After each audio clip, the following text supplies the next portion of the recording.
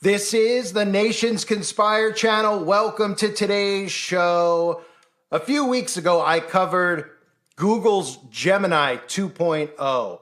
And today I need to cover Project Astra, which is Google's personal AI assistant. And I want to thank a subscriber on the website, A Warrior, who shared this over in the forum.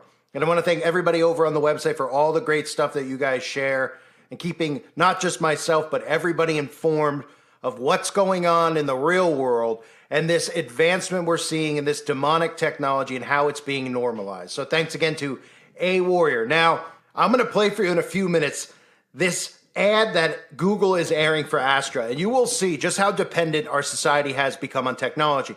Literally, instead of actually using their own minds, everybody is using technology as their brain. In fact, as you'll see in this commercial I'm going to play in a few minutes, you'll even see how people are using their technology to remember things like passwords to get into their apartments, passwords for their alarms. They can't remember anything, and they can't think freely anymore. And of course, we see this around us every single day, right? When you ask somebody a question, where do they find their answer? Well, they find it in a Google search. It shows you how we've transitioned into this hive mind, into this internet of bodies where every single answer can be found on the internet. And this is one step closer to humans and machines becoming one. That's what this is all about. And the more time that goes by that people become more dependent on technology, the closer they're going to be able to implement this on society. Whereas 10 years ago, if I told you that people were getting Neuralinks and would be doing these things to their bodies, mixing themselves with machines, you would have said it's like a sci-fi movie, and it's insane. And of course, all those sci-fi movies that have shown us this over the years have used it as a form of predictive programming, and now we're getting to the point where people think that this is cool, this is neat. And in fact, all it takes is someone like Elon Musk to align himself with a supposed Christian like Donald Trump, who of course is not, to get people who are Christian to be on board with this technology. They don't realize how dependent they are on technology and how everything is going to run through it. So this new thing, remember with the Gemini, I talked about now we're talking is how they're advertising, right? Google Gemini, now we're talking. They're talking about the demons. And soon they're going to be using human bodies, if not already, as the vessels, as the hosts for the entities. So look closely at how they're doing this with Project Astra. The word Astra is a supernatural weapon in Hinduism that is imbued with occult and spiritual powers. The term Astra comes from the literal meaning of the word weapon, okay? Here are some details about Astra. Summoning. Astras are summoned by saying a specific incantation or invocation to invoke a deity's energy. The deity then gives the weapon supernatural powers. And what we're seeing with this technology, whether it's Gemini, whether it's Astra, whether it's what we just saw with Apple and the iPhone using Apple Intelligence, right? And what is Apple Intelligence's logo? It is the seal of Babylon, the seal from the scarlet great mother of abominations that Aleister Crowley used in the Book of the Law. They're showing us this stuff through the logos, through the names of this technology and how they're naming it right in front of our faces. So Astra, it's literally saying that Astras can be summoned by saying a specific invocation to invoke a deity's energy. The deity then gives the weapon supernatural powers because this stuff with technology that we're seeing is supernatural, okay? Project Astra, think about this as well. What we know about Aleister Crowley and the law of reversals, right? Satanists are taught to learn to do everything backwards. They have to walk backwards, talk backwards. This has to do with things like backmaskings because everything they do is an inversion, right? So if you look at the term Project Astra, what is it inverted? Astra project, or very close to astral projection, right? Astral projection, a spiritual practice where a person believes they are intentionally leaving their physical body, often while asleep or meditating, to travel in a non-physical realm called the astral plane, essentially experiencing an out-of-body experience through a subtle body known as the astral body. This practice is considered by many to be a way to access deeper spiritual insights or expanded consciousness those science largely views it as a phenomenon related to dreams or altered states of mind. And of course, we know about all the CIA operations with astral projection and even Project Stargate, where the government admits to doing these experiments with human beings and being able to do things like remote viewing. So I'm going to play for you this ad. It is frightening. There's a lot of things that are frightening about it.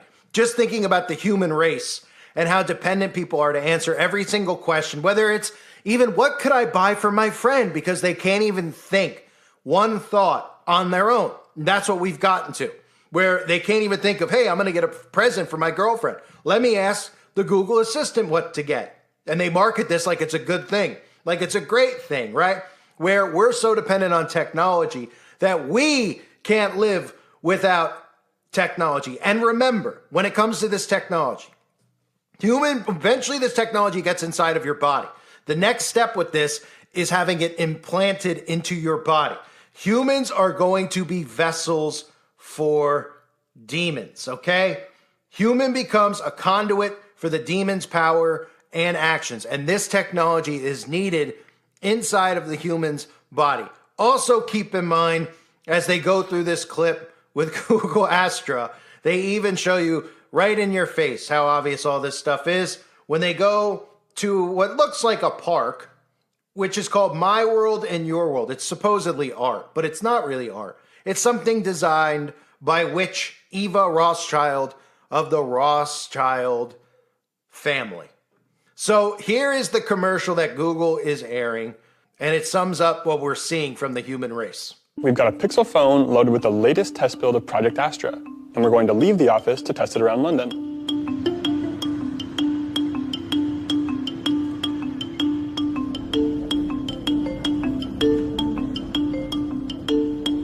I've got this email with apartment info. Can you tell me the door code and remember it? I'll remember the door code for you. It is 1170. To unlock it, enter the code and then press the unlock button. Based on these symbols, how should I wash this? The tag shows to machine wash at 30 degrees Celsius. Avoid bleach and tumble drying. Iron on low and dry cleanable. Then what setting should I use on this machine? Based on the laundry instructions of 30 degrees Celsius, select the 30 setting under Easy Care on the dial. I've got this list of recommendations. Can you tell me a bit about some of them? I can search for these places for you. Cold Drops Yard is a shopping destination with unique industrial design. Luminary Bakery is a social enterprise bakery. And Tate Modern is a modern and contemporary art museum. Now we're going to try Project Astra out on the street. Let's see what it can do.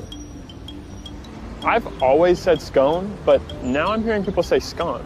Can you help me with the pronunciation? It's a fascinating topic, the pronunciation of scone. Both scone rhyming with gone and scone rhyming with bone are accepted pronunciations, though regional variations exist. What can you tell me about this sculpture?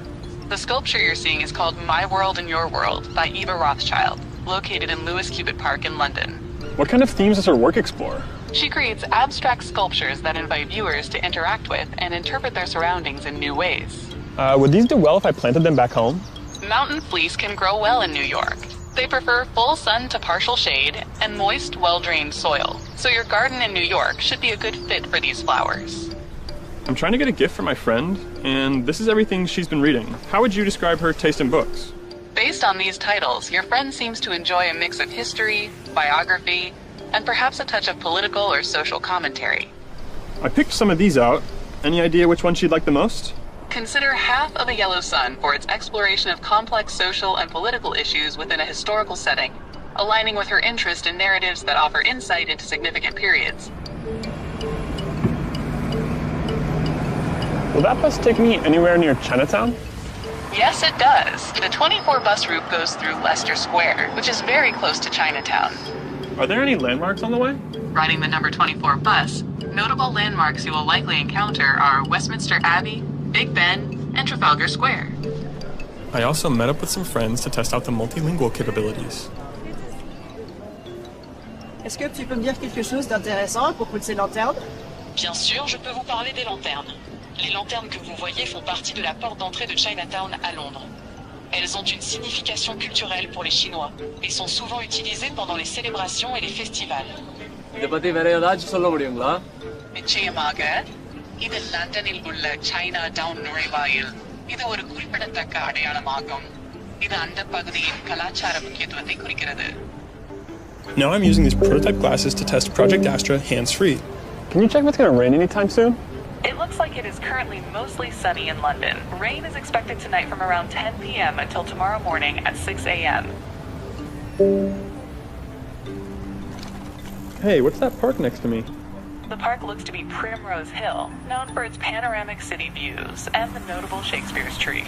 Can you check if I can bike in there? It appears that cycling is actually banned within Primrose Hill itself, although it is permitted in nearby areas and the rest of Regent's Park. I'm biking back to Camden. Can you check if there's any supermarkets along the way? There's a Sainsbury's on Camden Road, a Morrison's on Chalk Farm Road, and an M&S Simply Food on Camden High Street.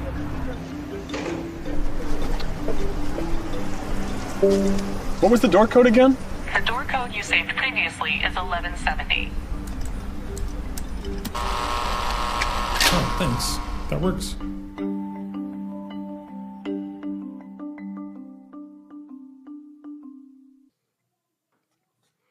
So when most people see that, you would think that most people would be frightened when they see that. But of course, the majority of people see that and they think that it's cool. They think that it's great. They think it's so wonderful that more and more things can be done by their phone. And that's what the plan has been from the get-go.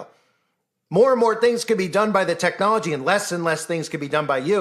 And then in the same sentence, these people who are creating this technology, again, fallen angel technology, which was given to them, in the same breath, in the same sentence, they're saying that soon humans won't even be needed.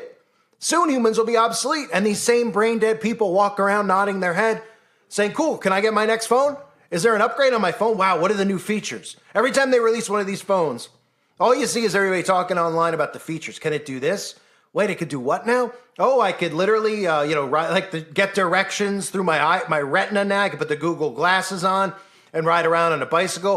I'll see the words on the screen. It'll tell me where to turn, what to do. I could talk to it while I'm riding the bike. And of course, the next step is that implanted in you. These wearable technology is all being done to condition you into implanting the tech inside of you. If they didn't do it this way, and nobody knew about what the end game was, which was to get it inside of you, and they just said from day one, hey, we have this new thing called a phone and it's going in your body, 0 people would get it.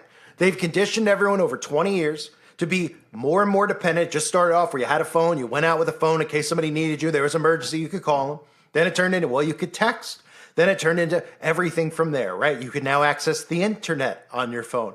You can now do all sorts of things on your phone, communicate with people on your phone. You can FaceTime on your phone. It kept going and going and going. And now we're at a point where the phone is supposed to be a convenience, but the reality of the matter is the phone is trying to get inside of you. Just like they talked about at the World Economic Forum, that 6G, the next level of phones after 2030, will be implanted at the same time they're talking about the Neuralink.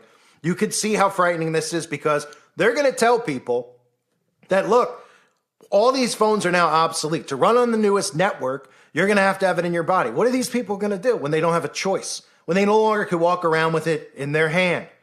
When they say, look, just like with 4G, remember they had 4G and they told everybody, you got to upgrade to 5G. Your 4G phone's going to be disconnected. We'll give you a free one, but you got to come get a smartphone. People didn't have a choice. It's either live with it or don't live with it. And the smart people said, screw it. I don't need it anymore. Well, when it comes to this is the next step. When they start saying, look, you're doing everything through your phone. Everything, every day. You've become so dependent on your phone, you're doing everything. You can't even pick out what to eat for breakfast without your Google Assistant. This is the next phase now, okay? Can't even make a decision without the phone. When they tell you that, look, the next step is to get it in your body. We can't run on this like this anymore. These networks don't work anymore. They're too slow. These people have a choice to make. And they're so obsessed. It is an addiction beyond anything we've ever seen that these people will choose to get this technology inside of their bodies. They will choose the mark of the beast. So again, just to summarize what this was, what you saw, this is Project Astra from Google, who just released Google Gemini AI. This is the AI assistant called Project Astra. Astra means spiritual powers and weapon, and summoning Astras are summoned by saying specific spells or invocations, which invoke a deity's energy. The deity then gives the weapon supernatural powers, telling you that these things are named after supernatural abilities, having supernatural power, literally creating types of, what we've seen as superheroes in movies. That's how it's going to be marketed to you. And you're not even going to realize this is due to demonic possession. Demonic possession. And then, of course, the law of reversals, when it comes to the term Project Astra, sounds a lot like astral projection, which is a spiritual practice where a person believes they are intentionally leaving the physical body, often while asleep or meditating. Doesn't that seem a lot like what's happening with technology? Well, people certainly aren't they might be in their physical body, but their brain certainly isn't. They're literally in a sleep state 24/7 with this technology in their hands. You could walk around these people and see them. You could talk to them while they're doing stuff on their phones. They don't even hear you because they're not even in the same realm anymore. This is the physical realm and the spiritual realm merging together. So that's Project Astra. Thanks again to A Warrior for sharing that video with me, that horrifying video. I mean, that's like, to me, it's like watching, for people out there that think this technology is cool, they'd be the same people who'd be afraid of, like, Nightmare on Elm Street or Friday the 13th. To me, right there, that clip that you saw, that's worse than any horror movie I've ever seen. I thank everybody for being here. Hope you're all well. God bless you and your families as always.